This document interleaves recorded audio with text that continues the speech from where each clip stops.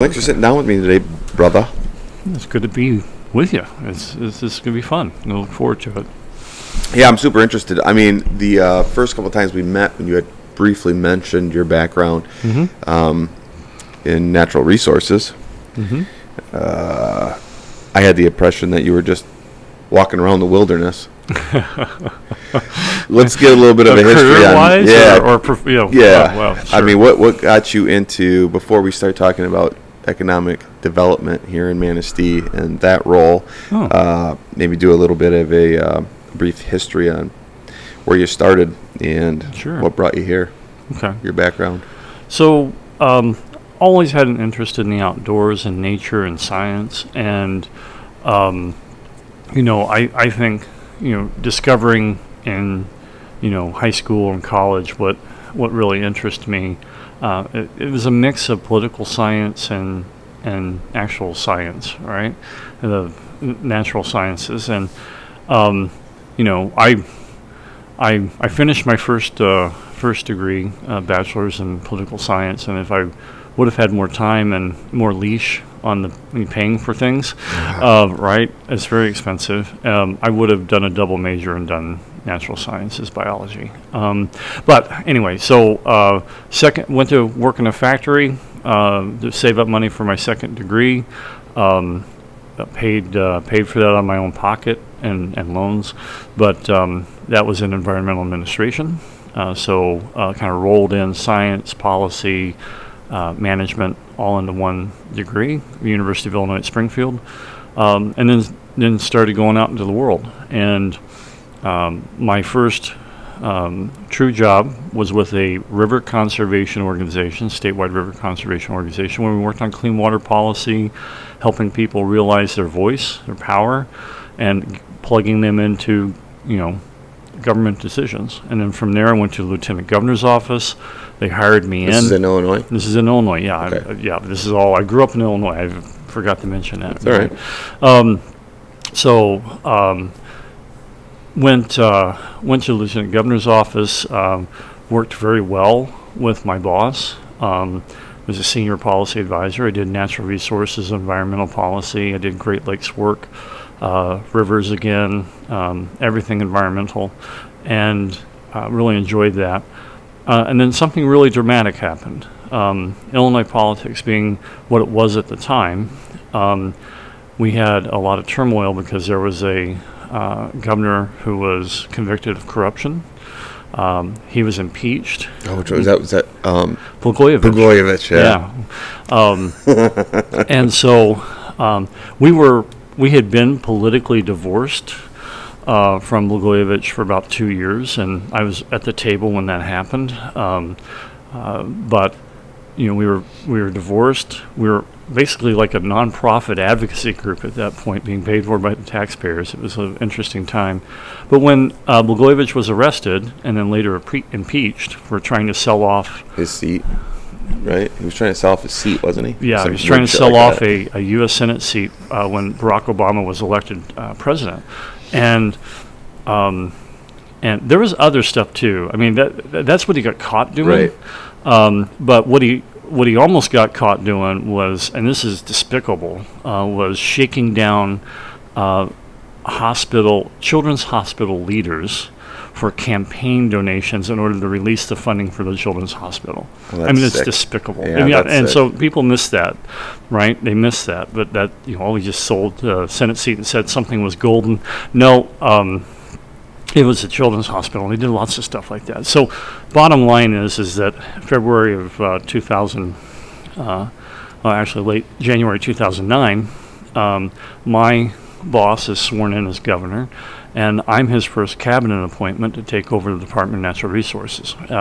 He'd always said that I would make a good director of natural resources, and actually put my resume up for Blagojevich, and thank God it costs money in order to get one of those appointments with him, with Blagojevich. But my boss wanted the policy professional in that position, and that's what happened. So anyway, 6 years of that, did extraordinary things, very good things, turned an agency around that had been neglected, monetized from the previous corrupt governor, and we had a good run at that.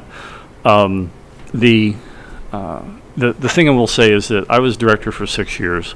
Nationally, at that time, the average for a DNR director, a fish and game director, was 3 years. So I was a director longer than double what most people do that job in, and I was very happy. But my governor lost the 2014 election, and then because of ethics rules that were passed because of Blagojevich, we had a revolving door policy where I couldn't work for anybody I gave a grant to, signed a contract to, and I had a path to go to the U.S. Fish and Wildlife Service in Washington, D.C., but because of that ethics rule, I signed a contract to a reimbursement contract to a federal fish hatchery.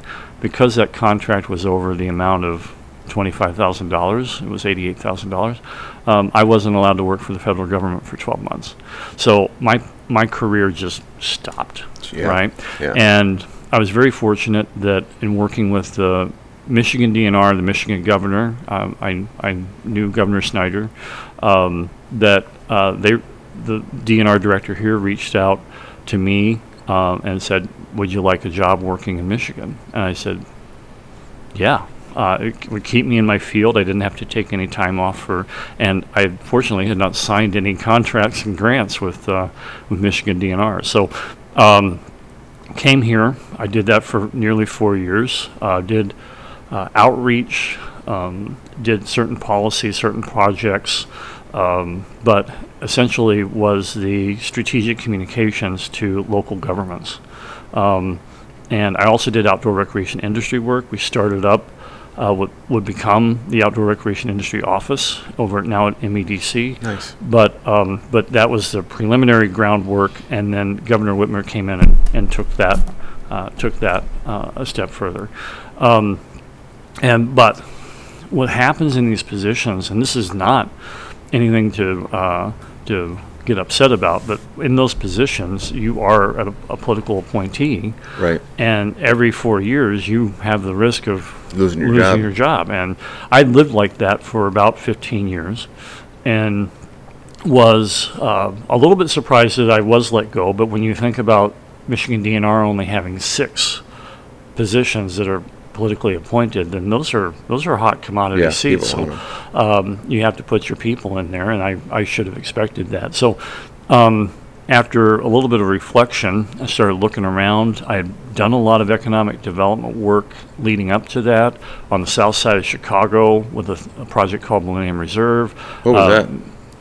Millennium Reserve, what was that? That was a way to reach an underserved community on the south side of Chicago, and the Southland. It's all the south suburbs, and try to connect economic development, natural resource restoration, and transportation, and try to roll all that in to try to serve those areas that have been neglected or didn't have investment, were very poor, or didn't have the opportunities to grow.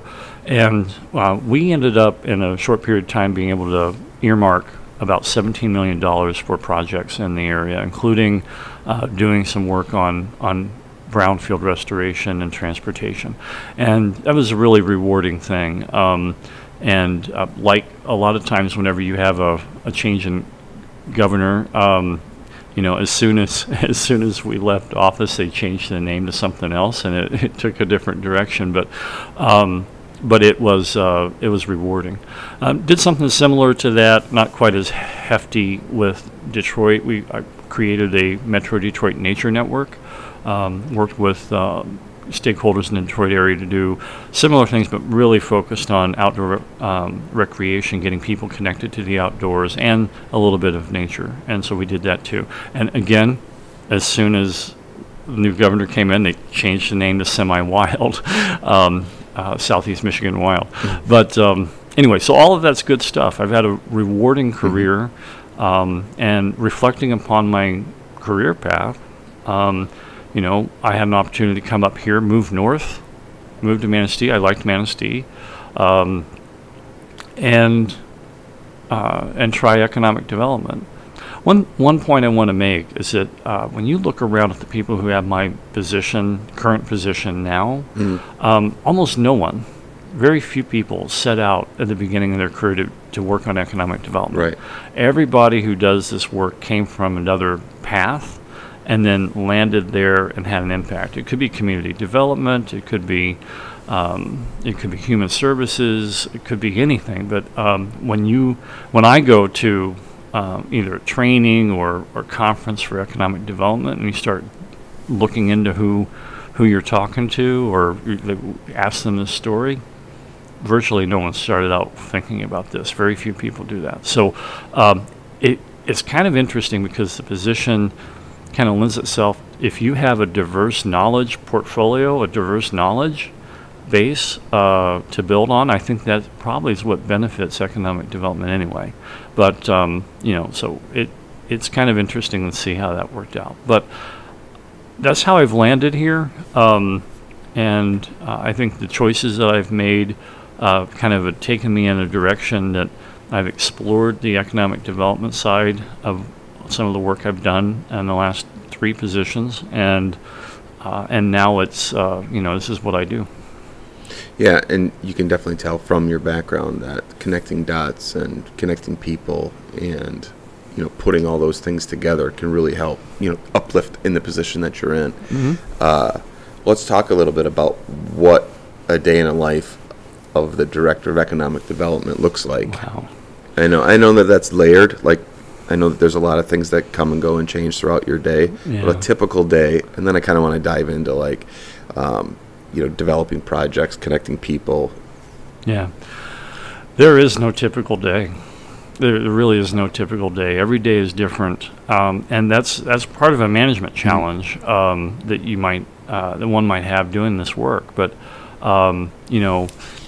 each day you're either working with developers on a housing project or something else that's needed. You'll get a phone call from a small business owner that would like to have some assistance in something else. So you have to have enough flexibility to be able to turn on a dime and pivot. Also layered in there is that's economic development. There's also community development. It's not necessarily stated in the job description, but when you do the DDA executive director or point position or lead fell to me about 1.5 years ago. That's economic development. That's community development. There's economic development pieces of that.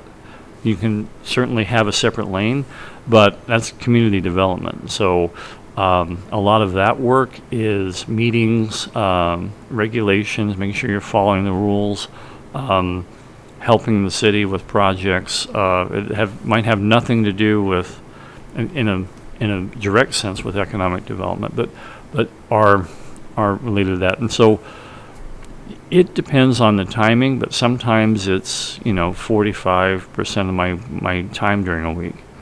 I want to get back to one other thought, 2 other thoughts.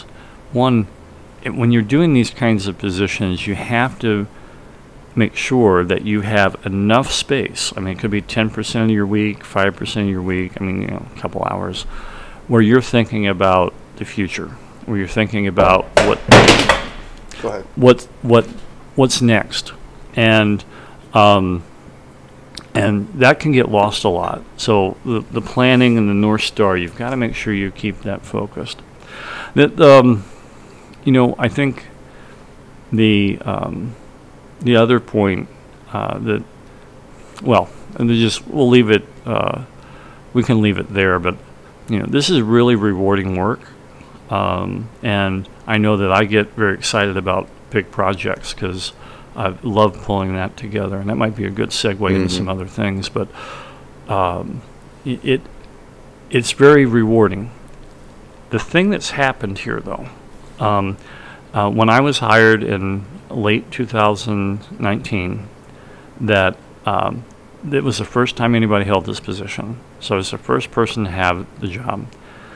Coming in, it felt like there was no momentum for economic development. We're just kind of flat. How do we get things going? How do we start? What do we need to do to kind of make things happen for Manistee County? That has evolved right? So the work that we've put in, the accomplishments we've had over the last 4.5 years, it's been something that we've built momentum, we've accomplished some bigger projects, we've done some positive things, and as that happened, the field shifts, right? People are looking at Manistee where before they were like, you can't ever get anything done there. You're gonna get told no at city council or whatever. Now that has flipped and it's gone a different direction. We have momentum.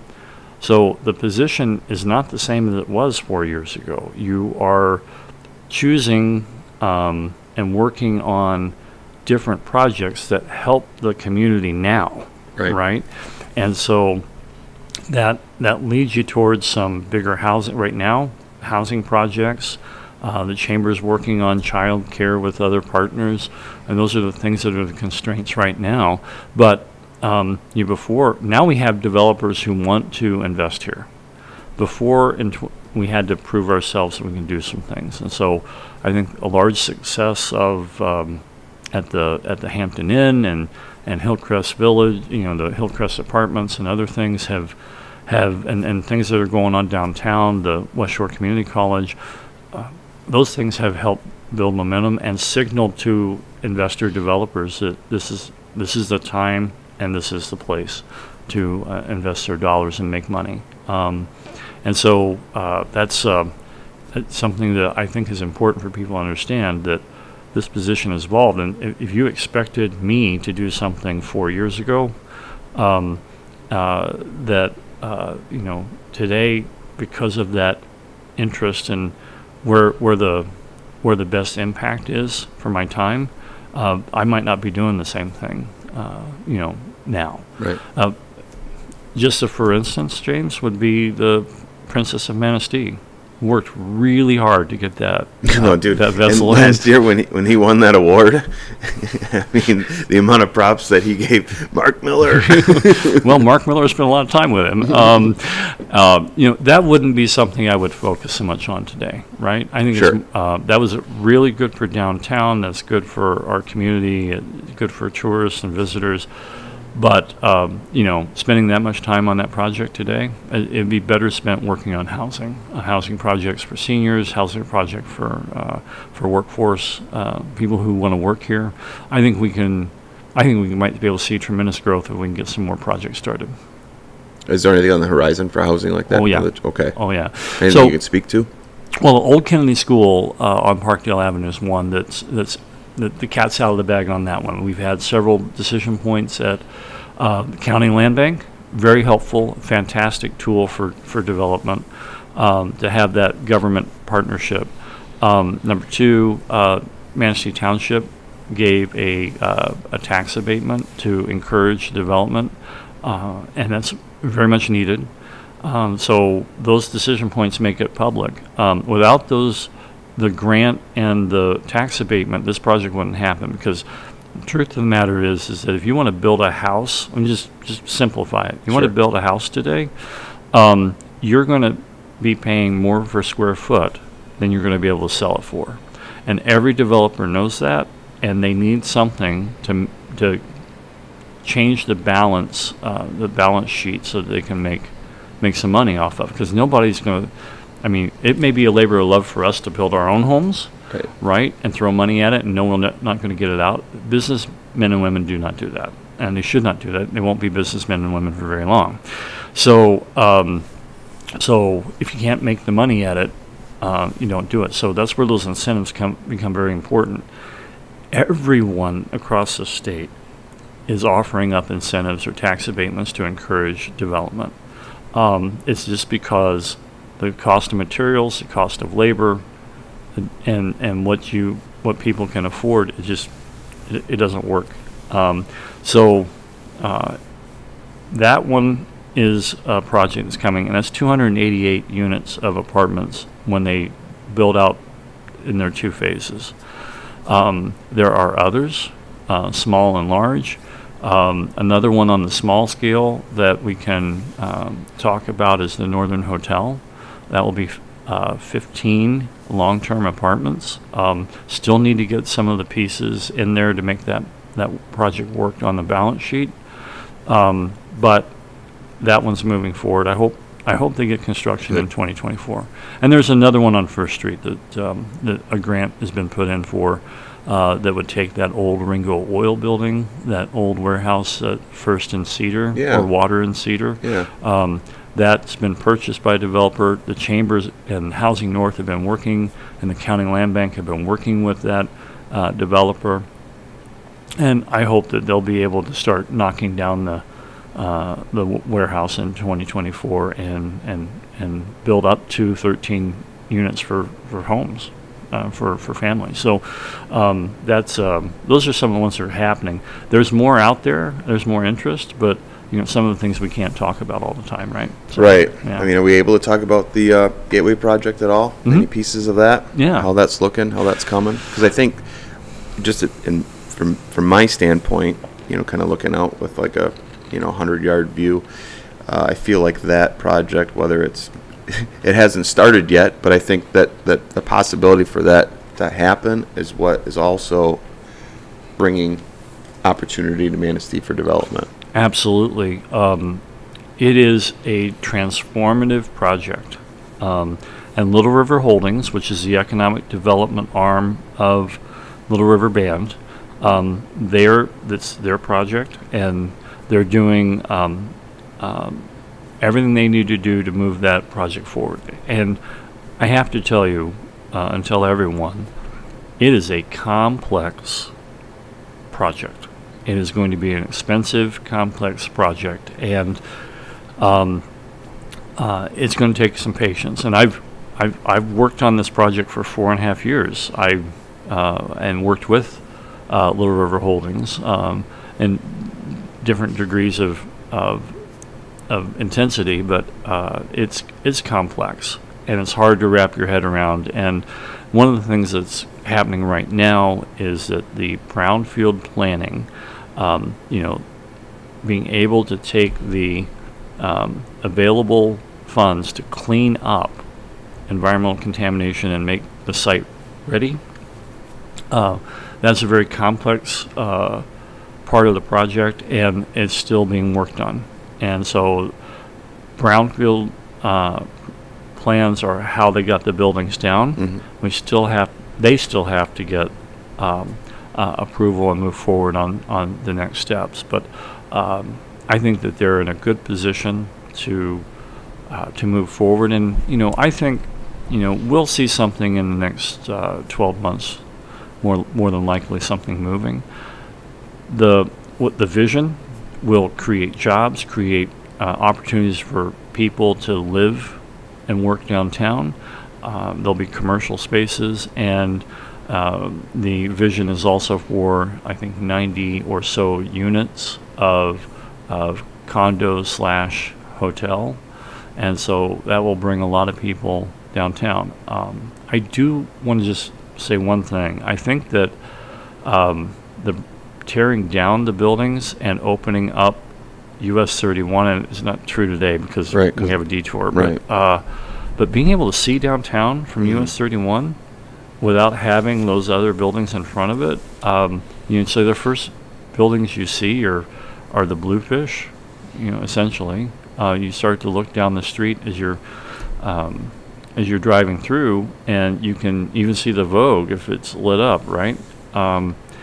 People see that downtown, and I think we've heard anecdotal evidence that people were starting to turn left because they're, wow, I didn't know that was there. They started to turn left. Now they have to turn left in order to go over the bridge, but so they see it. But I think we're seeing, because of the momentum, the news, and change in traffic patterns and what the view shed is for downtown, I think we're seeing more people exploring, and that's really interesting. Now, without getting in like the minutia of like what a TIF plan is and all that, if you can speak to maybe a little bit of the 30-second streetscape, like a 30-second view of like what the the streetscape could look like. I know that it's not all approved yet, but there's some exciting things coming out of that, especially on the Riverwalk side. Oh, absolutely. So the DDA paid for a plan. We have a draft of the final plan, and there's some great ideas in there. You're explored everything that we thought needed to be considered, how to make things more accessible, traffic, parking, what can update and make the street more inviting to pedestrians. All of that. Oh, and an important piece, bringing the street up to transportation code.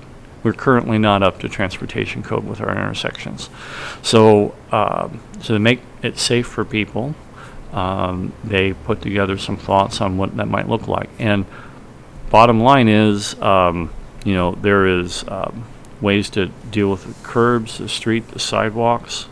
We can put trees, or we can not put trees. We can put greenery in to make it more inviting.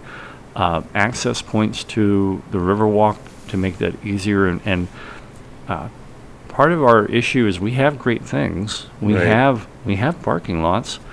When you're driving through, you don't know how to get there, right? And so part of this is how to get people to see where they need to go or want to go, and then invite them in. And I think the streetscape will do that. Now, we have to be real about something. Everything in that plan costs way more money than any of us could afford. It's just truth. It's way more money than we can afford. So we have to make some decisions. And that plan can stay on the desk, on the table for a number of years, and you can start to tick away at some of the things. So grants, partnerships with the city, because the DDA can't afford very much, honestly, with the TIF revenues that we have. We have about $290,000 a year. Right. That you can't even build a house. No, you can't build a house, but maybe a small one. But you can't bond if you bond that money out, and you take money in at first and then pay it off with interest. You're really only going to have about $1.5 million tops, unless we start to get more creative with financing. But we have to make choices. I mean, everybody sits down at the dining room table and does their checkbook, or they should. You've got to make those kinds of decisions about where you spend your money, and we have to do that as a community. Right. And everyone needs to be involved with this. I mean, the reason why there was so much public outreach and getting people invested in the plan was because we're all going to have to figure out how to pay for it. And City Council, DDA board, other partners are going to have to figure out what to do.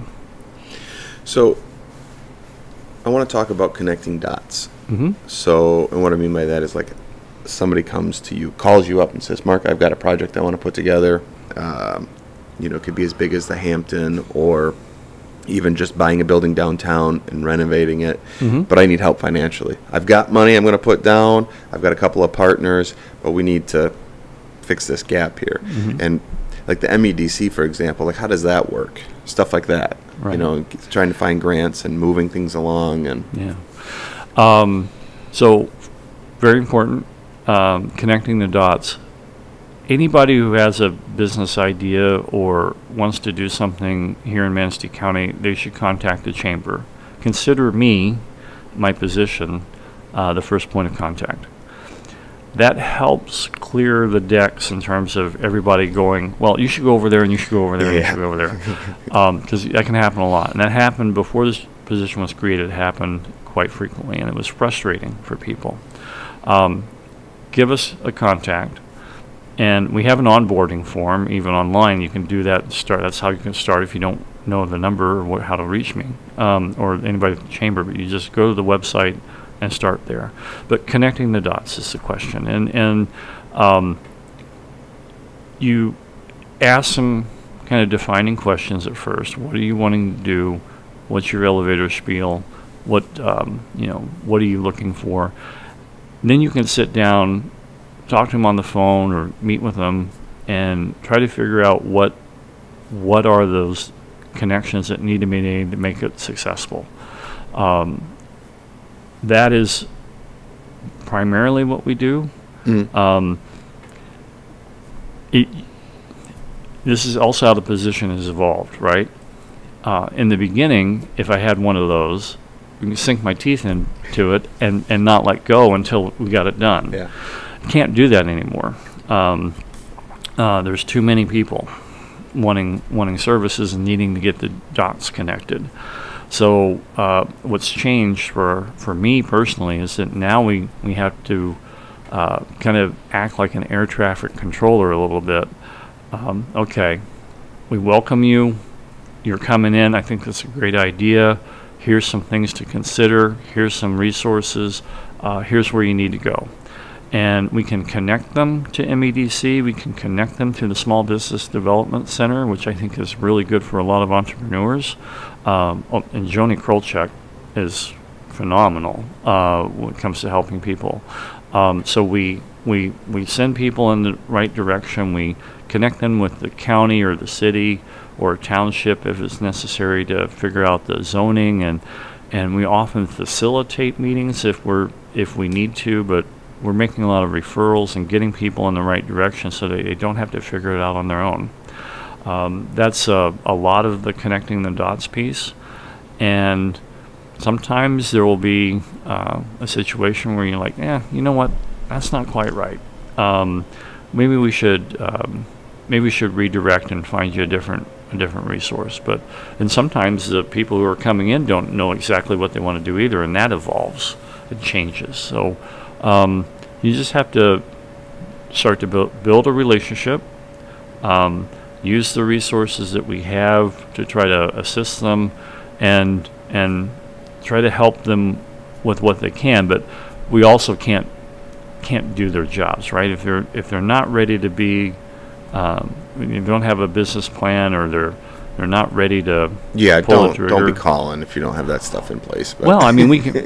But they have to do that homework. Yeah, I can't do that for them. That's the thing that I think some people think that we will do it for them. No, you will be successful if you put in the work, do the homework, figure out how you're going to, do a business plan, go to your bank, figuring out whether or not you can be eligible for a female-owned, company loan, or you'll have to do that work. But we can get you where you're going, so we can make it less confusing. And bottom line, make Manistee easy to do business in, and that's still the overarching role. But we've evolved to the point with all the momentum that we can't do the hand holding.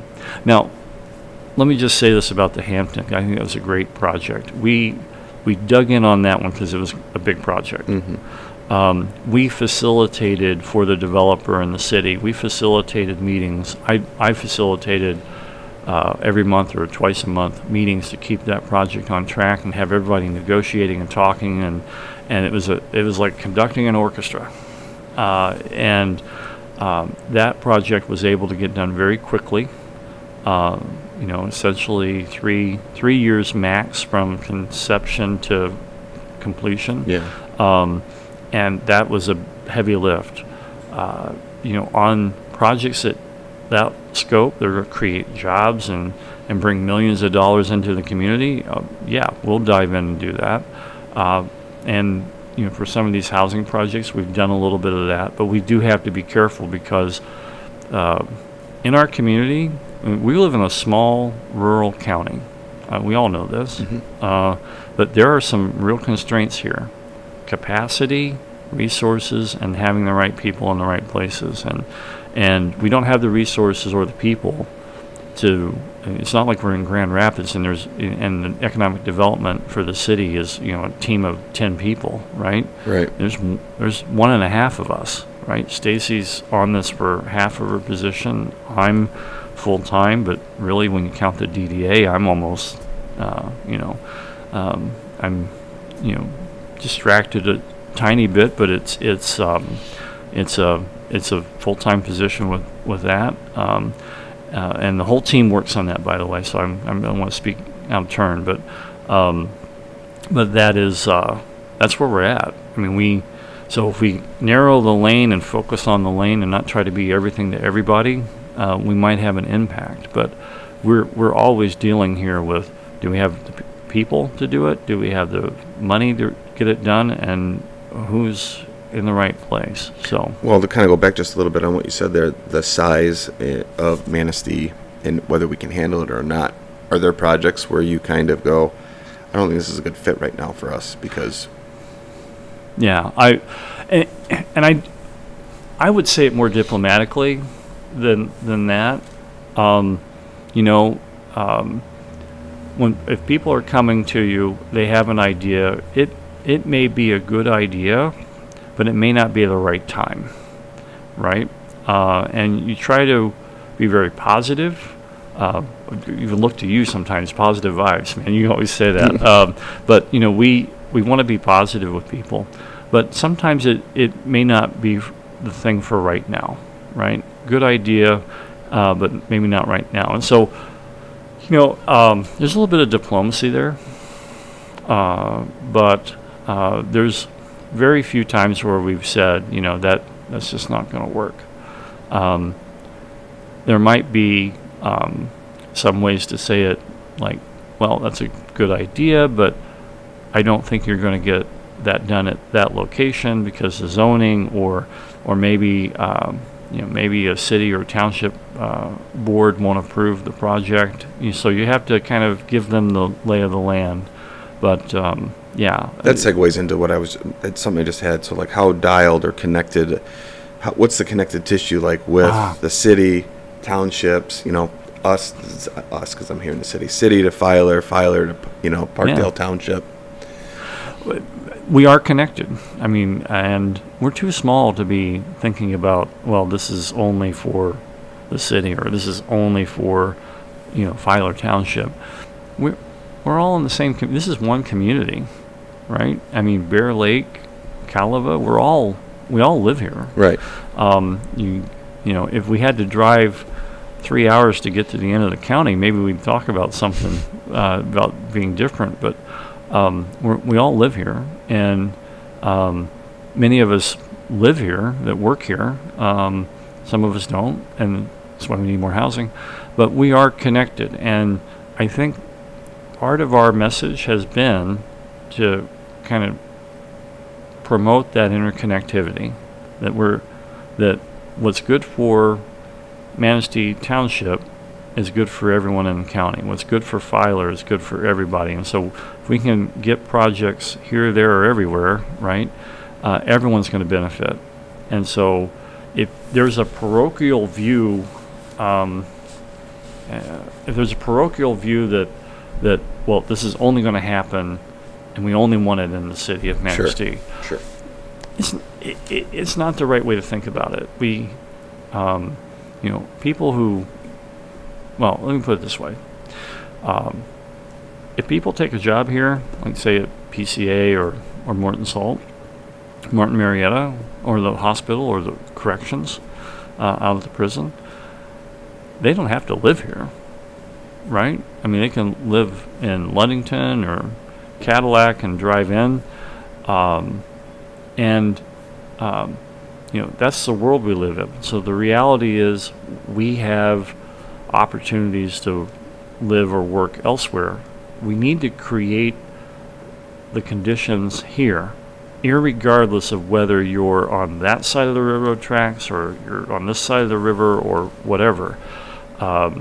We're in this together, and by pooling our resources or talking to each other, we'll be able to accomplish what we need to accomplish to grow economically, population, have strong schools for our children, etc. So all that stuff's related to each other, and we cannot be just thinking, well, I'm only going to focus on the city. That's not how it's going to work. That's perfect. That's the way it needs to be. Yeah.